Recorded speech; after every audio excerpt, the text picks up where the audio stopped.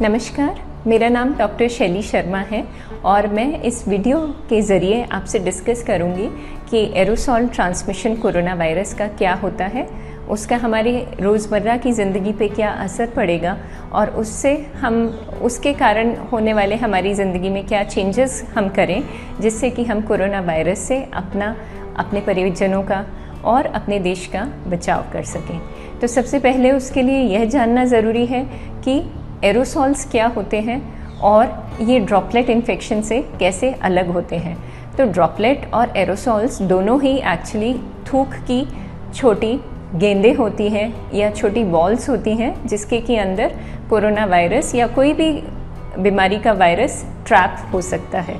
तो जब कोई आदमी जिसको कि इन्फेक्शन है कोरोना वायरस का, वो जब छींकता या खांसता है या सांस लेता या बोलता है तो उसके मुंह या नाक से मोटे और छोटे दोनों तरह के कण थूक के निकल सकते हैं जिनके के बीच में कोरोना वायरस होने के चांसेस होते हैं। तो अगर ये कण मोटे हैं साइज़ में तो जाहिर सी बात है कि भारी भी होंगे, तो हम इनको बोलते हैं ड्रॉपलेट्स। और अगर ये छोटे हैं और लाइट है वेट में तो हम इनको बोलते हैं एरोसॉल्स।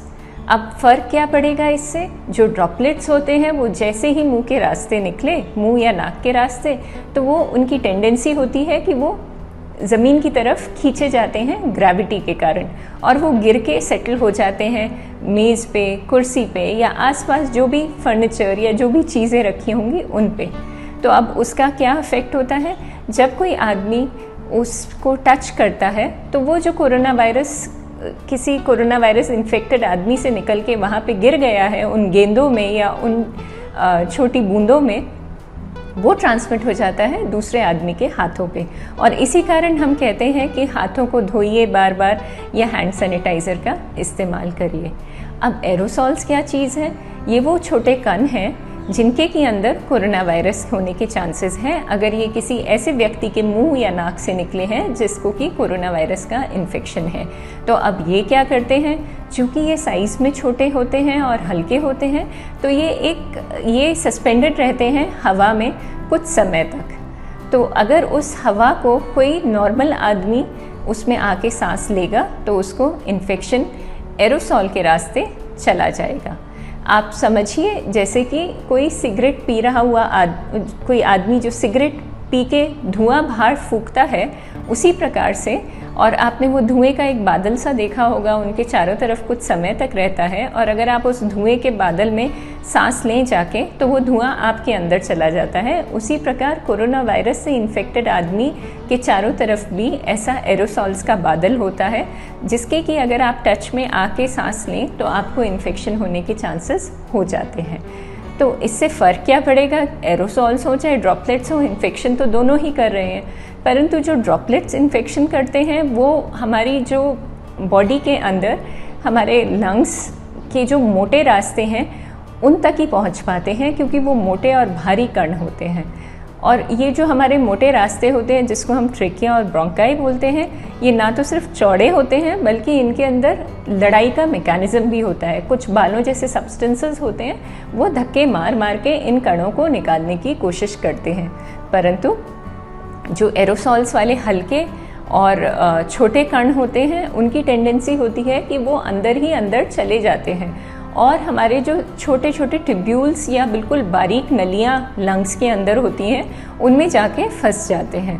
वहाँ से बॉडी को उनको निकाल पाना थोड़ा मुश्किल या असंभव ही होता है। तो वो जब वहाँ पहुँचते हैं तो वो इन्फेक्शन कॉज करते हैं और इसलिए ऐसा माना जाता है कि एरोसॉल्स के द्वारा किया गया इन्फेक्शन ज़्यादा मतलब एरोसॉल से जो डिज़ीज़ ट्रांसमिट होती है वो ज़्यादा इन्फेक्शियस होती है बजाय सिर्फ ड्रॉपलेट के इन्फेक्शन से ट्रांसमिट होने वाली। तो अब हम इससे करें क्या इसमें हमें घबराने की बात है? क्या हम कुछ ऐसा करें जिससे कि हम एरोसॉल से बच सकें? क्या ये बचाव संभव है?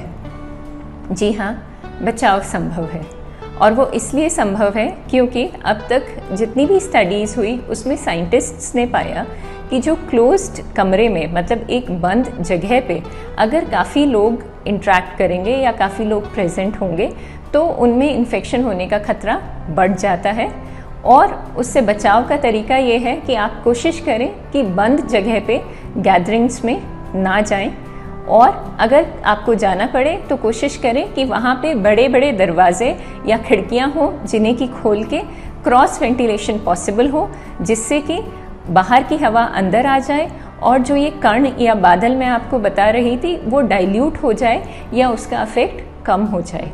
अब हम इसको कैसे अवॉइड करें? ऐसी जगहों को हम अगर रेस्टोरेंट में खाना खाने जा रहे हैं तो कोशिश करिए कि हम ऐसे रेस्टोरेंट में जाएं जहाँ पे कि बाहर खाना खाना संभव है, या बड़े बड़े खिड़की दरवाजे हैं जिनको कि खोल के हम आराम से खाना खा सकते हैं। अगर आप टैक्सी में ट्रैवल कर रहे हैं तो खिड़की को खोल के रखिए, ताकि कोरोना वायरस का इफेक्ट, अगर मान लीजिए वहाँ पे कोई ऐसा पैसेंजर है जिसको कि कोरोना वायरस है, तो उसका इफेक्ट आपके ऊपर कम से कम आए।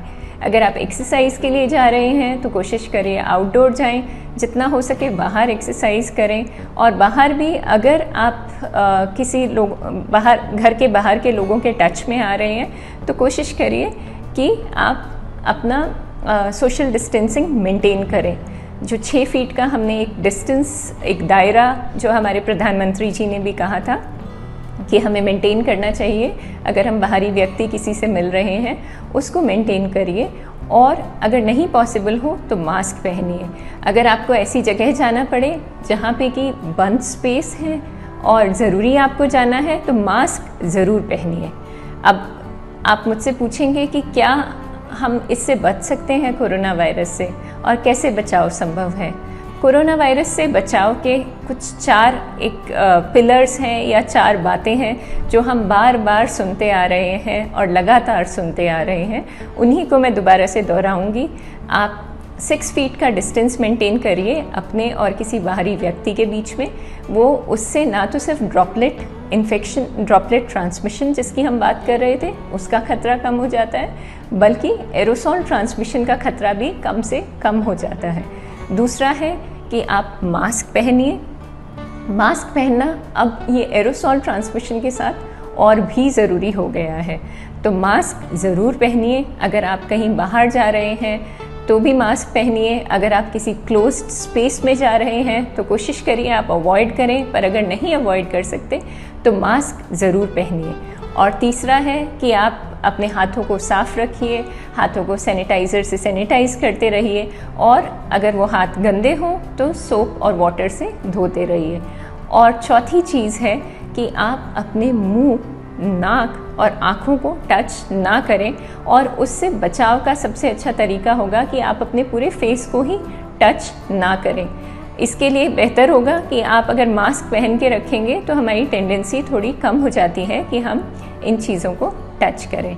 तो मेरे हिसाब से अगर आप ये सब चीज़ें फॉलो करेंगे तो आप कोरोना वायरस से अपने परिजनों का बचाव करने में संभव होंगे। और केवल ये ही नहीं, आप देश में कोरोना वायरस को फैलने से बचाएंगे और एक कोरोना वॉरियर बनेंगे। धन्यवाद।